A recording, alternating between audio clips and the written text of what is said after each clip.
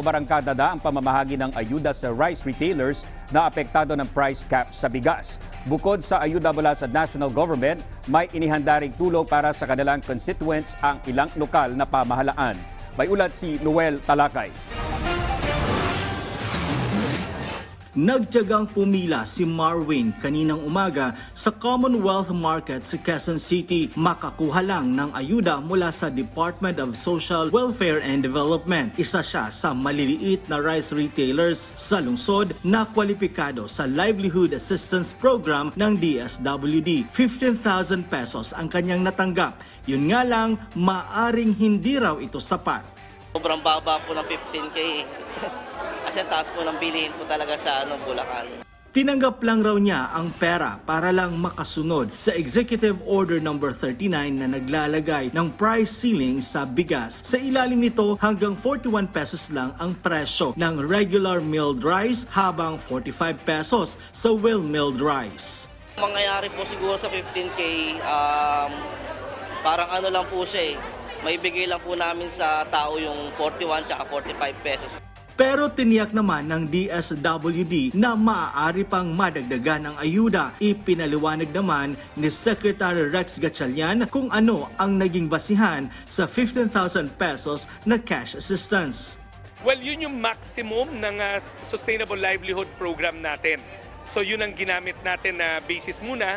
At nag-market check rin yung DTI, pinag-aaralan na namin at pag-aaralan ng DTI kung paano pa tayo makaka-augment at makakatulong pa sa mga micro rice retailers natin na naapektuhan. Ayon sa Department of Trade and Industry, sinimula ng programa sa ilang palengke sa Metro Manila ngayong araw. Bukod sa Commonwealth Market, nariyan rin ang May Paho Market sa Caloocan at Agora Market sa San Juan. Kagabi, kinuusap ko mismo ang may-ari ng Bellagio at sabi ko sa kanya, kailangan natin tulungan ang mga rice retailers dito sa palengke.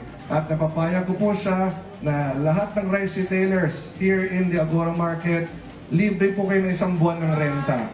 Sa Commonwealth Market, aabot sa 397 ang beneficiaries. Tiniyak naman ng Quezon City LGU na tutulungan nila ang mga wala sa kanilang listahan. Siyempre, baka kung may dumating na mga tao na sinasabi nilang retailer sila, hindi sila napasama, the city government is very open to validating this. Batay sa tala ng DTI, mahigit 1,000 rice retailers mula sa 3 lungsod ang unang naisama sa programa. Pero madadagdagan pa ito sa mga susunod na araw, depende sa ibibigay na listahan mula sa LGU.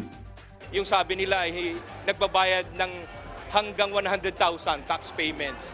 Bakit po ito ang pinili muna ng DTI at pinamimigyan? Kasi sila po yung malinis ang papel, nagbabayad ng buwis. Para sa nais mag-avail ng ayuda, makikita ang mga requirement nito sa official social media accounts ng DTI.